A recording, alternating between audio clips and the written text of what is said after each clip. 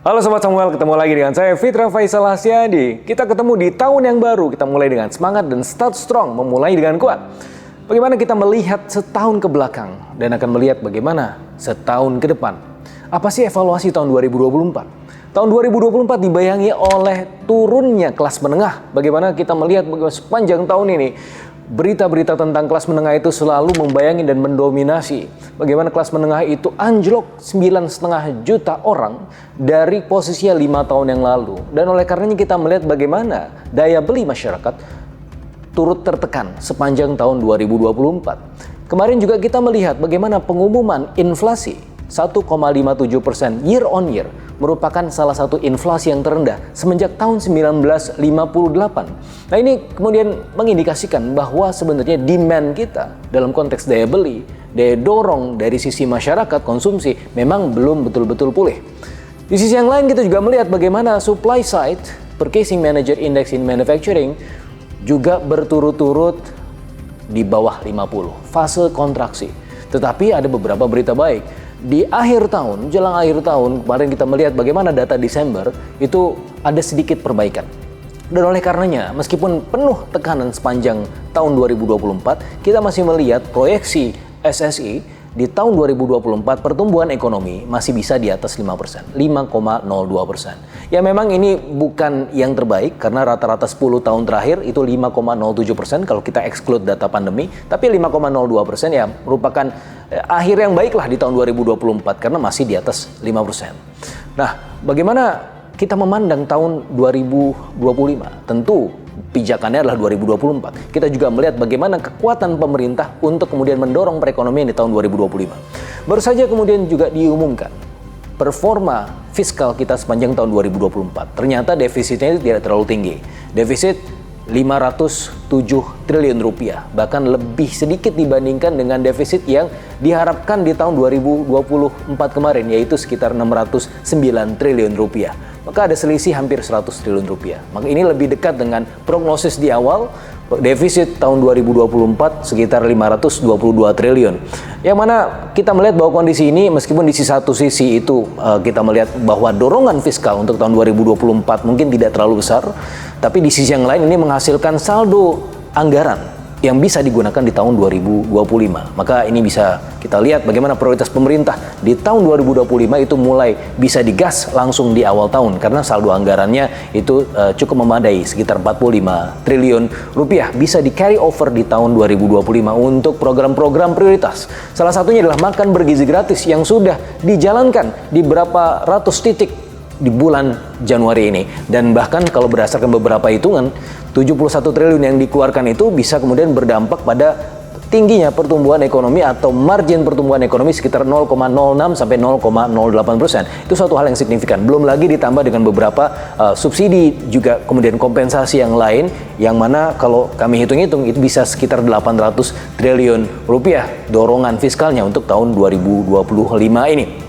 Nah, memang di satu sisi kemarin kita juga melihat bagaimana PPN sempat menjadi polemik, tetapi kita juga melihat bagaimana diskresi intervensionis dari Pak Prabowo yang melihat bahwa PPN ini kalau misalnya diterapkan sesuai dengan formula yang sebelumnya itu pastinya akan menekan daya beli masyarakat yang memang sudah tertekan sepanjang tahun 2024 sehingga akhirnya fokus saja ke orang-orang kaya, PPNBM. Sehingga PPN untuk orang-orang kelas menengah itu bisa dibilang itu tidak jadi dinaikkan, tetap 11%, tapi di sisi yang lain kompensasinya, paket-paket stimulusnya masih tetap tersedia, sekitar 265 triliun.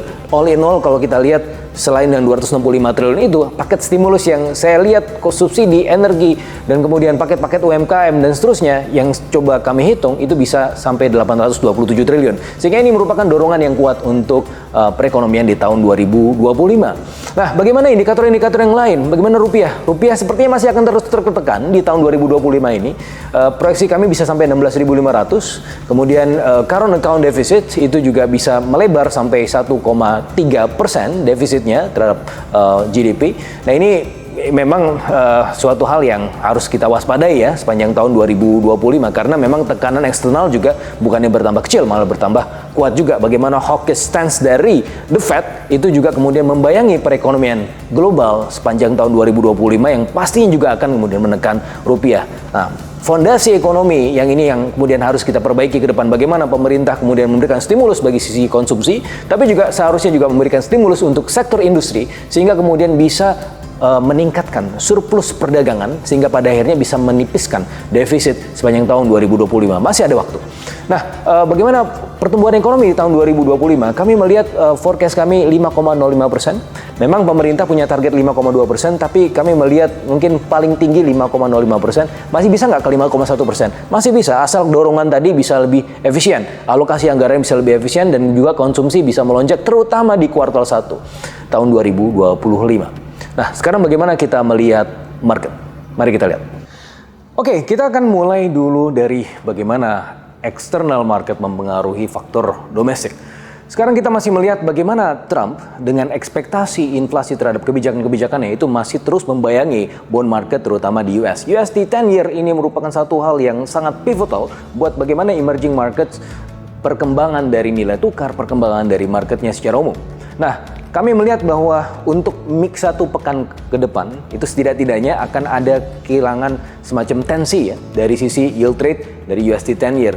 Kenapa tensinya loosening? Karena salah satunya adalah di investor di US mulai lebih jinak dalam hal melihat dua market ini, mereka lebih mendiversifikasi portofolionya masuk ke equity market dan juga berpotensi masuk ke bond market juga sehingga kemudian meningkatkan demand di bond market dan pada akhirnya yield rate di USD 10 year bisa jadi lebih turun. Itu setidaknya ada potensi-potensi ke sana. Dan kalau sudah turun, pasti ada loosening tension juga ke emerging markets, terutama juga salah satunya ke Indonesia. Nah, bagaimana kita melihat bond market di Indonesia sepanjang pekan ke depan masih akan berada dalam rentang 6,9 sampai 7,1. Memang yang paling buruk yang kita merasakan beberapa pekan terakhir di antara 7,1, tetapi masih ada kemungkinan bisa masuk lagi ke 6,9 karena ada capital inflow dari spread yang tadi cukup memadai yang bisa menginvite more dari capital inflow. Nah, kemudian dari sisi equity market juga sama karena ini polanya juga serupa, ketika masuk ke bond market juga kemungkinan masuk ke equity market ini juga sepertinya bisa memperbaiki kondisi dari equity market kita ke depan ke 7.200-an. Nah, asalkan dia tidak kemudian masuk terprosok ke 7.080 ke bawah, ini masih bisa kita lihat potensi trennya capital inflow yang bisa memacu equity market kita ke level 7.200 bahkan 7.300 di bulan ini. Tapi memang heads up bahwa nanti setelah inaugurasi Trump itu kemungkinan ada kejutan-kejutan berikutnya, terutama bagaimana Trump mendefinisikan kebijakan fiskalnya, apakah kebijakan fiskalnya itu super ekspansif. Kalau super ekspansif bisa jadi itu akan kemudian memberikan tekanan di jangka pendek kepada bond market terutama di emerging markets dan itu akan terus membayangi dilema kebijakan bagi The Fed untuk terus mempertahankan suku bunganya di level yang sekarang. Meskipun kemarin ada potensi turun 25 basis point plus 25 basis point maksimum 50 basis point di tahun 2025 ini, tetapi potensi sebaliknya juga tetap terbuka bahwa The Fed mungkin akan melihat bahwa sebagai antisipasi kebijakan yang bisa memicu inflasi, bisa jadi dia bisa mempertahankan suku bunga yang tetap tidak berubah di sepanjang tahun 2025 itu. Heads up, tetap ada potensi-potensi di balik kesulitan, di balik tekanan, tetap ada potensi setengah gelas penuh. Gimana kita melihat faktor-faktor positif dari tahun 2025 ini, kebijakan-kebijakan fiskal yang dari pemerintah yang mungkin bisa memacu pertumbuhan ekonomi dan ini bisa memperbaiki fondasi ekonomi kita sehingga bisa bertahan di tengah kemungkinan badai-badai yang menerjang sepanjang tahun 2025. Tetap semangat mulai tahun dengan kuat dan tetap percayakan investasi Anda kepada kami Samuel Sekuritas Indonesia. Salam.